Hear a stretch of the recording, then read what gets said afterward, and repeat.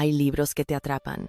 Y luego están los libros que te manipulan, te mienten, te hacen cómplice de algo que no entiendes hasta que es demasiado tarde. La asistenta de Freida McFadden es de esos. No porque tenga la mejor prosa del mundo, no porque sus personajes sean particularmente profundos o memorables, sino porque entiende algo fundamental sobre la naturaleza humana. Todos tenemos un sesgo cognitivo que nos hace creer que sabemos quién es la víctima y quién es el villano con solo mirar la superficie. Y ese sesgo es precisamente lo que la autora explota hasta dejarte tambaleando. Cuando terminas este libro, probablemente a las 3 de la mañana, porque no pudiste soltarlo, no solo te quedas con la sensación de haber sido engañado, te quedas con algo mucho más perturbador, la certeza de que tus propios juicios, tus propias percepciones sobre las personas que conoces en la vida real, son terriblemente frágiles. Hoy voy a contarte la historia de Millie Calloway.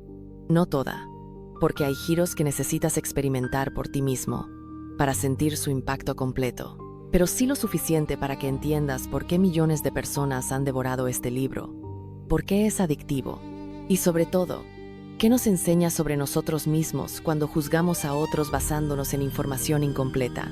Porque este libro no es realmente sobre una asistenta, es sobre ti, sobre tu necesidad de etiquetar a las personas como buenas o malas, porque vivir en la ambigüedad moral te resulta insoportable. Empecemos. La mujer que vivía en su coche, Millie Calloway.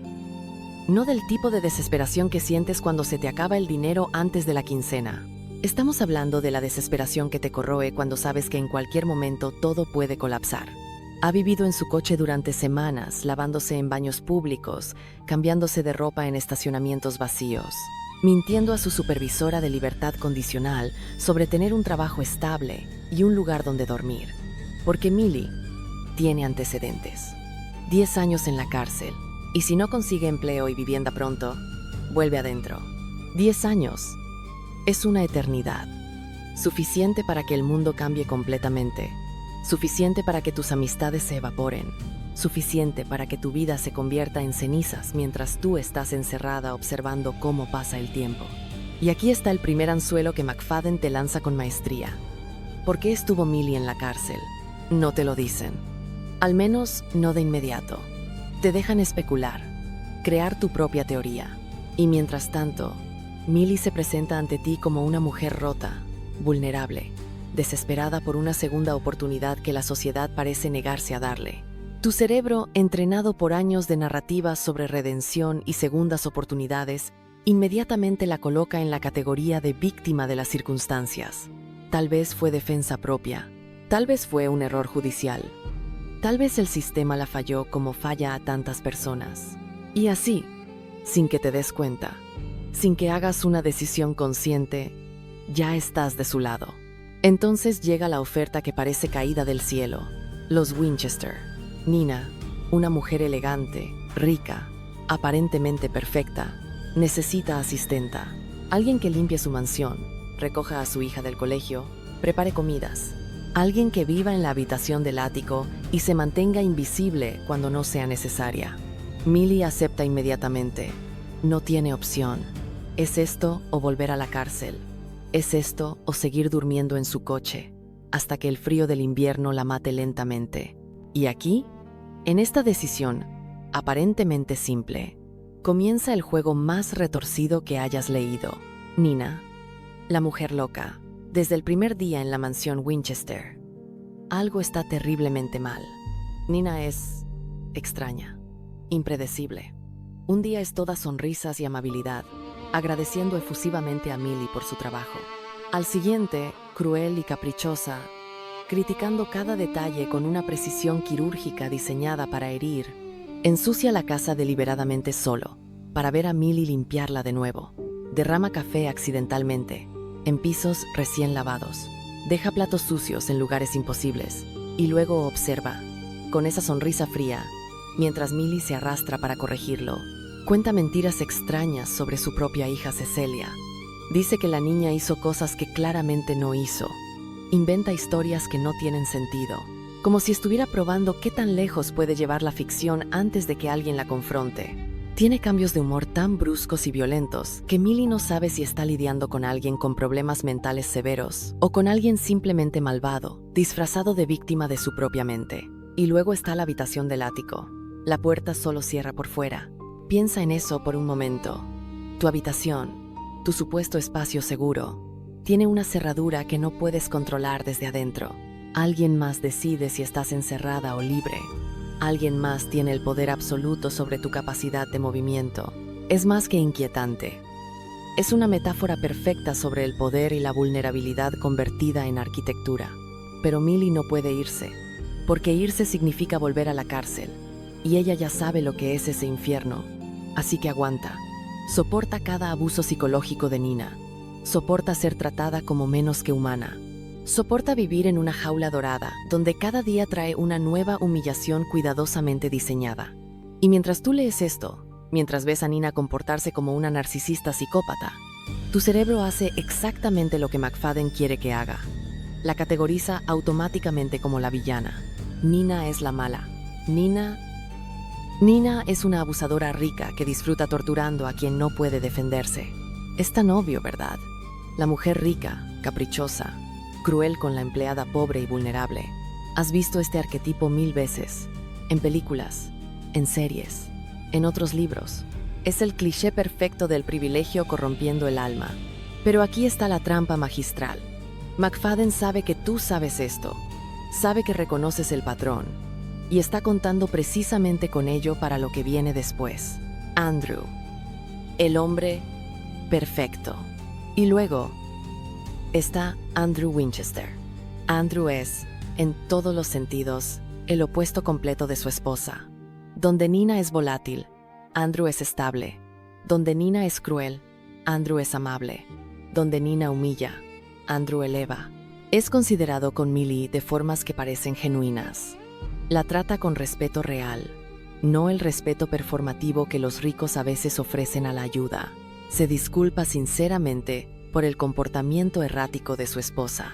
Parece genuinamente avergonzado, incluso dolido, por cómo Nina trata a Millie. Tiene ojos castaños, cálidos, llenos de un dolor que parece auténtico. El tipo de ojos que te hacen querer consolarlo. Y Millie lo nota.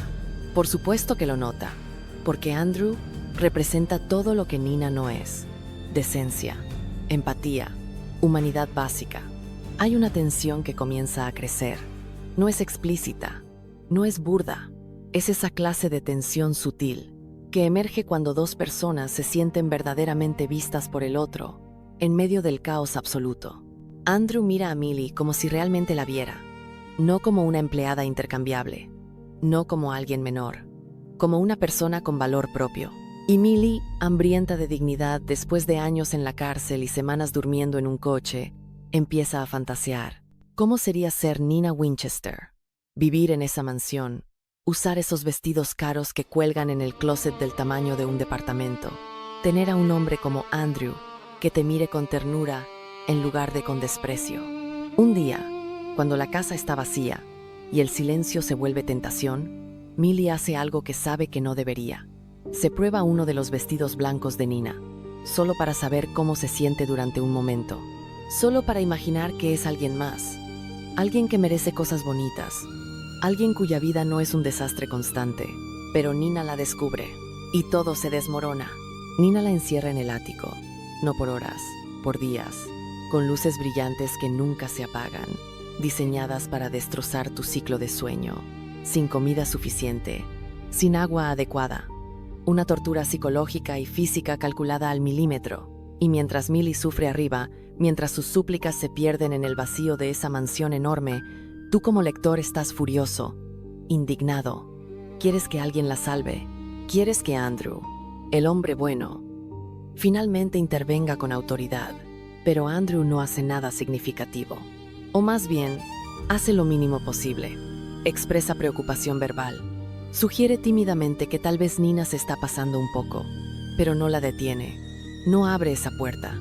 No libera a Millie. Es pasivo. Y aquí McFadden te muestra algo profundamente importante.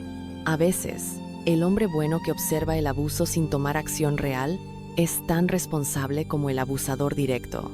La complicidad pasiva es todavía complicidad. Andrew no es el héroe que esperas. Es el cómplice silencioso que permite que el horror continúe porque intervenir sería incómodo. El primer giro. La verdad sobre Millie. Llegamos aproximadamente a la mitad del libro. Y aquí es donde McFadden te golpea con el primer martillazo. Finalmente descubrimos por qué Millie estuvo 10 años en la cárcel. Y no fue un error. No fue un malentendido judicial. No fue defensa propia en el sentido tradicional.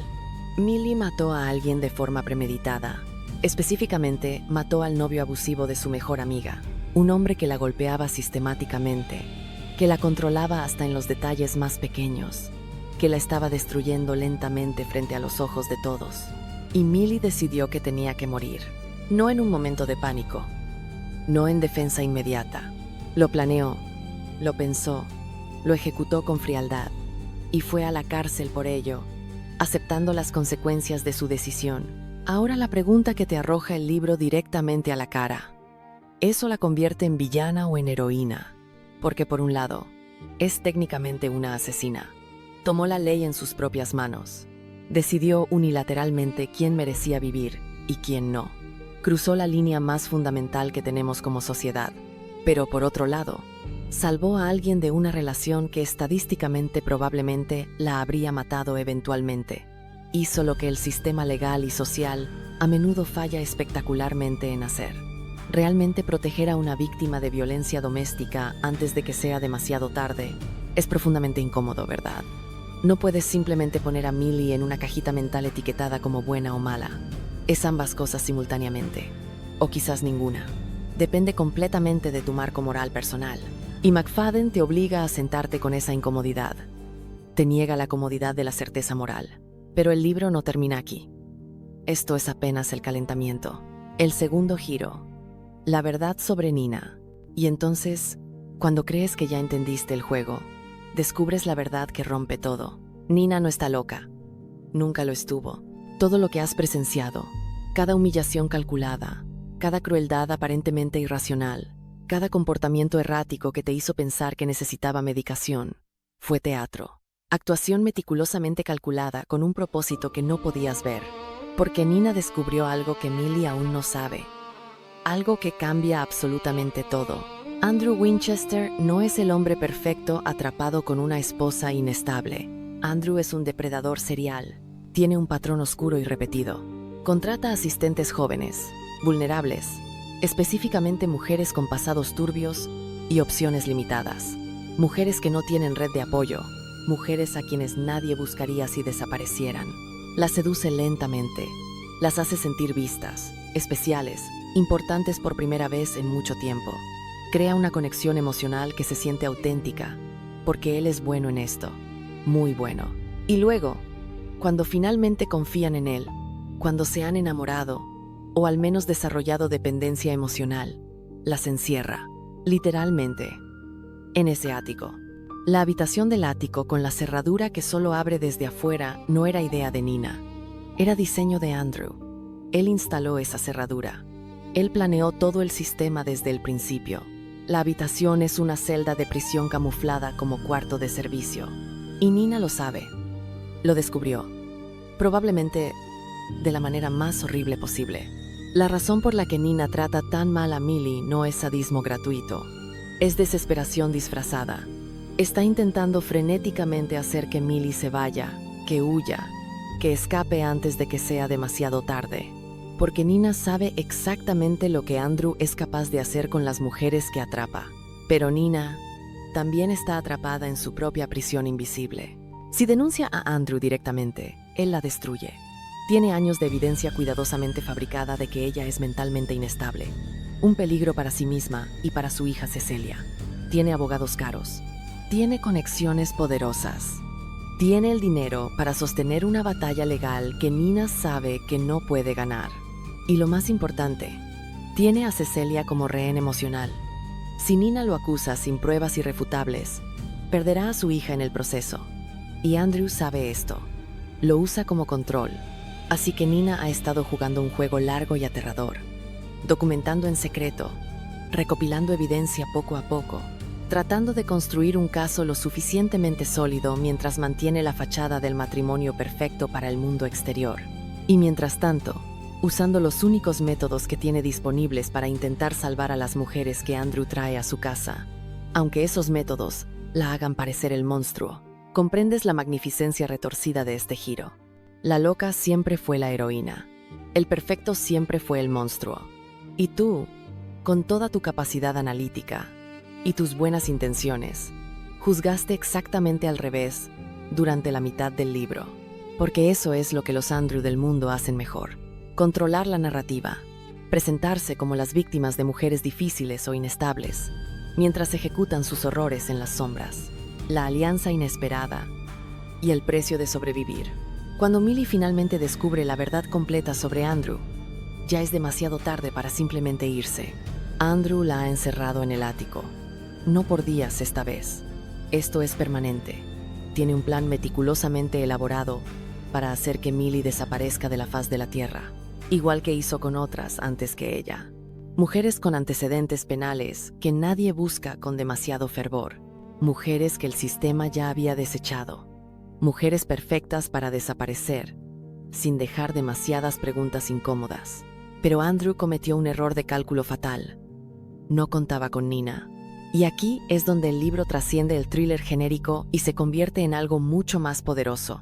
Una historia sobre solidaridad femenina emergiendo de las circunstancias más improbables imaginables. Nina y Millie, dos mujeres que se odiaban visceralmente, que se veían como enemigas irreconciliables, que pasaron semanas torturándose mutuamente, descubren que deben unirse para sobrevivir, porque finalmente comprenden la verdad que estaba frente a ellas todo el tiempo. El verdadero enemigo nunca fue la una para la otra. Nunca fueron las adversarias principales de esta historia. Era el hombre que las manipuló a ambas con maestría. El hombre que usó su poder, su encanto cuidadosamente cultivado, su dinero y su posición social para crear una prisión perfecta, donde dos mujeres se destrozaran entre sí, mientras él observaba seguro desde las sombras. Es un comentario devastador sobre cómo funciona el patriarcado en su forma más insidiosa. No voy a contarte exactamente cómo termina el libro. Los detalles específicos de su escape y su venganza los mereces descubrir por ti mismo, sintiendo cada giro de tuerca. Pero te diré esto. Sobrevivir tiene un costo que te persigue. Millie sale de esa mansión con vida, pero no sale siendo la misma persona que entró. Ha hecho cosas que nunca imaginó que sería capaz de hacer. Ha cruzado líneas morales que pensaba que eran absolutas. Ha tenido que acceder a partes oscuras de sí misma que prefería mantener enterradas. Y aquí está la pregunta filosófica, que el libro te clava en el pecho y no te suelta. ¿Hasta dónde llegarías realmente para sobrevivir? No en teoría, no en abstracto, sino cuando tu vida está literalmente en juego. ¿Qué parte de tu humanidad, de tu identidad moral, estarías dispuesto a sacrificar para salir con vida de una situación imposible? Porque Millie tuvo que volver a ser exactamente lo que fue una vez. Tuvo que reactivar esas mismas habilidades, esa misma capacidad para la violencia calculada, que la llevaron a la cárcel por primera vez. El libro te pregunta directamente, ¿eso la hace fundamentalmente mala? ¿O simplemente humana bajo presión extrema? Y la respuesta, incómoda y resbaladiza, es que quizás esas dos cosas no son tan diferentes como preferimos creer. Lo que el libro realmente nos enseña. La asistenta funciona perfectamente como entretenimiento adictivo. Tiene ritmo, tiene ganchos. Te mantiene despierto hasta las 3 de la mañana diciendo solo un capítulo más hasta que el sol empieza a salir. Pero debajo de toda esa adicción narrativa, hay algo mucho más profundo y perturbador. Este libro es un espejo sostenido directamente frente a tu cara. Te muestra con claridad brutal cómo juzgas a las personas basándote únicamente en información superficial e incompleta. Cómo tu cerebro, desesperado por orden y certeza en un mundo caótico, busca automáticamente patrones familiares y asigna roles rígidos. Víctima, villano, héroe, bueno, malo, neutral. Como si la realidad humana fuera tan simple. Te muestra cómo funciona el poder en relaciones fundamentalmente asimétricas. Cómo alguien con dinero, estatus social y control sobre la narrativa dominante puede manipular completamente la percepción de la realidad Puede ser un monstruo y seguir siendo visto como la víctima. Puede torturar y ser aplaudido por su paciencia. Te muestra con precisión quirúrgica cómo las mujeres, especialmente las mujeres en posiciones vulnerables, son sistemáticamente puestas unas contra otras por sistemas de poder masculinos. Cómo gastan su energía destruyéndose mutuamente mientras el verdadero abusador opera cómodamente en las sombras, invisible porque controla cómo se cuenta la historia. Y te muestra algo aún más incómodo, que probablemente preferirías no enfrentar, que a veces, la persona que tiene que usar violencia para sobrevivir no es el verdadero monstruo de la historia. El verdadero monstruo es quien creó deliberadamente las condiciones donde la violencia se convirtió en la única opción de supervivencia disponible. Andrew creó un sistema donde Millie y Nina no tenían más opción que volverse peligrosas para sobrevivir. Y luego el mundo las juzgaría por esa peligrosidad sin nunca cuestionar quién las forzó a ese punto. Eso es poder real. El poder de crear monstruos y luego señalarlos como evidencia de tu propia bondad. Reflexión final. La filosofía de la supervivencia. Hay una escena cerca del final del libro que no puedo olvidar, que se ha quedado adherida a mi mente como una mancha que no se quita. Millie está en el ático, hambrienta, sedienta, al borde absoluto del colapso físico y mental, y en medio de ese sufrimiento, tiene un pensamiento que te perfora.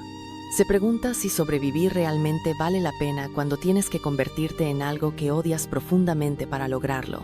Si tienes que matar partes de ti mismo, tu bondad, tu inocencia, tu humanidad, para que tu cuerpo siga respirando, ¿realmente has sobrevivido? ¿O solo has logrado que tu cadáver siga caminando?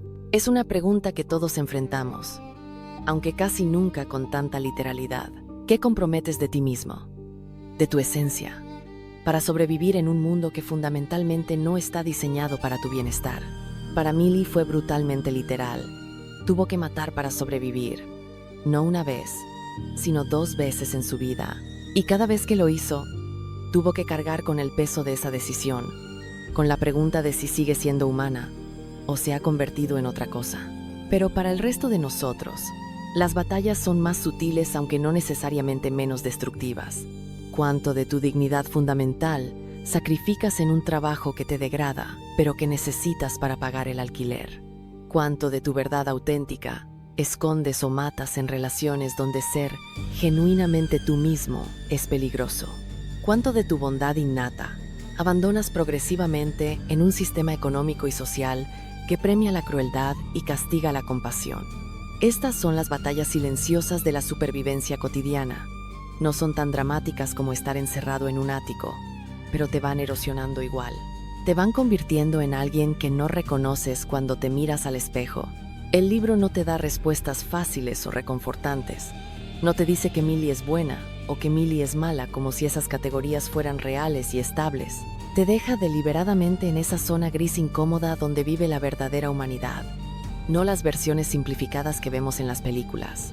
Porque la verdad cruda es que todos somos Millie en diferentes grados.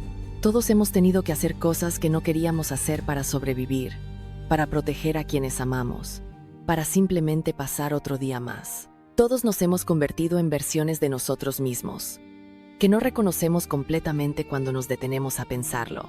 Todos hemos cruzado líneas morales que juramos que nunca cruzaríamos cuando las circunstancias se volvieron lo suficientemente desesperadas. Y la pregunta que te queda resonando al cerrar la última página del libro no es quién era realmente la villana en esta historia.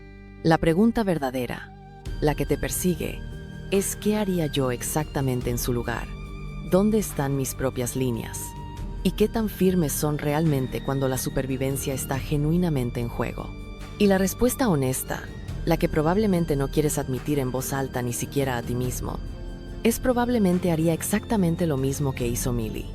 Quizás peor, porque sobrevivir no es noble, no es heroico, es desesperado, feo, y a menudo requiere que te conviertas en algo que odias.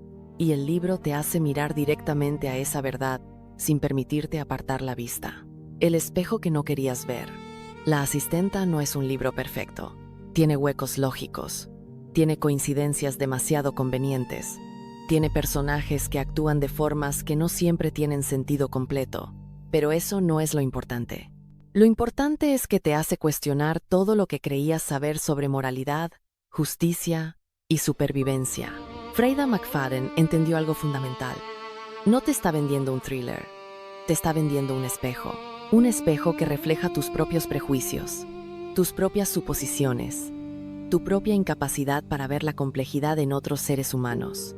Al principio del libro, ves a Millie como víctima, luego como posible villana, luego como heroína, luego como algo que no tiene nombre claro. Y ese viaje, esa incomodidad constante de no saber dónde pararte moralmente, es exactamente el punto. Porque en la vida real, las personas no son personajes con arcos narrativos claros. Son seres complejos, contradictorios, que hacen cosas terribles por razones comprensibles y cosas heroicas por motivos egoístas. Nina no es solo la esposa abusiva ni solo la heroína secreta. Es ambas. Es una mujer atrapada en una situación imposible tomando las únicas decisiones que le quedan. Millie no es solo la víctima del sistema, ni solo la asesina. Es ambas. Es una mujer que hizo lo impensable y ahora tiene que vivir con las consecuencias. Andrew sí es solo el depredador. Algunos monstruos son exactamente lo que parecen. Y a veces, el mayor peligro es el que se esconde detrás de la sonrisa perfecta, la lección final. Al final, la asistenta te enseña algo que probablemente ya sabías, pero preferías ignorar. El mundo no se divide en buenos y malos. Se divide en personas tratando de sobrevivir y las diferentes elecciones que hacen cuando la supervivencia está en juego. Algunos eligen convertirse en depredadores, algunos eligen convertirse en defensores y algunos eligen hacer cosas terribles por razones que, en su mente, tienen sentido. La pregunta no es si Millie hizo lo correcto. La pregunta es, ¿existe lo correcto cuando todas tus opciones son malas? Y esa pregunta, amigos, en el silencio de su propia conciencia, en la oscuridad de su propio ático. Porque al final del día, todos tenemos un ático, un lugar donde guardamos las versiones de nosotros que preferimos no ver, las decisiones que tomamos que no podemos justificar completamente, las líneas que cruzamos cuando la supervivencia estuvo en juego. Y tal vez, solo tal vez, el verdadero terror de la asistenta no es el depredador en la mansión. Es el espejo que te muestra que, en las circunstancias correctas, tú también podrías ser Millie, o Nina, o incluso Andrew. Y no hay nada más aterrador que eso.